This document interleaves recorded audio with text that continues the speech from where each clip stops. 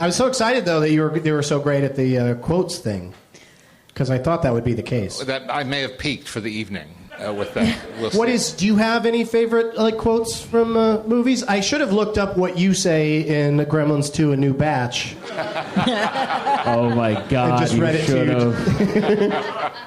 What do you do? Do you just recuse yourself from reviewing it because you're in it? Is that what you would do? He reviews it while he's in the movie. That's how I got in it.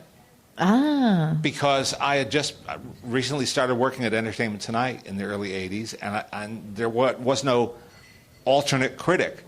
I was the guy, and I was supposed to review all the big new movies, and I had to review Gremlins, which was made by my friend Joe Dante. And I'm not friends with filmmakers, but in this case You're I was. friends with Joe Dante? Yeah. That's fucking awesome. He's even cooler now.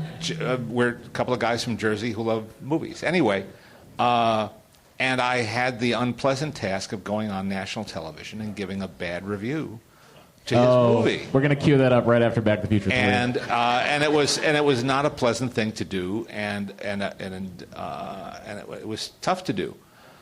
But I had to be honest. Yeah, you had to say it was full of... I didn't like the movie. You had to say it's full of film buff in-jokes, but negated by too vivid violence and mayhem. That's what I said. Yeah. Yeah. Which is the only insulting thing you say about it. So several years later, Joe's then producing partner, Mike Fennell, called me on the phone and said, so we're doing Gremlins 2.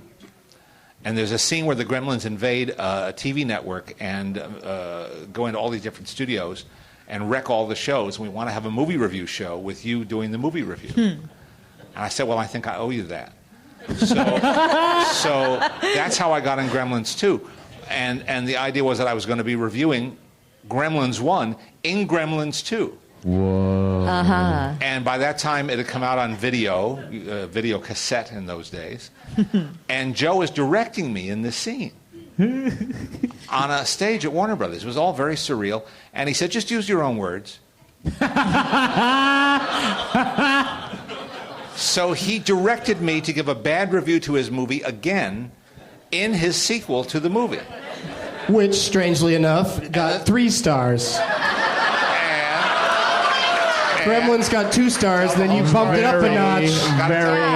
Very interesting, Yes. nerd. You try it too. Anyway, and the Gremlins come in and kill me. But almost as good as being in the movies that I was on 3 Topps gum cards of the story of the movie, which is a kind of immortality. Yeah, it is. That was very cool. I like Gremlins 2 a lot. It's really, I do too. It's really It's my favorite. Tony Randall is the voice of the one talking gremlin. Oh yes, is awesome. And then you wrote at the end of your Gremlins 2 the new batch. And by the way, there's no colon on there. I think Sam Levine has an issue with that. About that. Yes, I know. Yeah, he's going to take you to task over that at the next barbecue you guys are at. Yeah. But you wrote at the end of this review, be sure to stay with this through the closing credits. Well, what happens in the closing credits? There's some gags. There's some good gags in the closing. Oh, okay. Nick Fury comes up and says, "Hey, Gremlin." But that's a nice tip that you give us to to watch that part.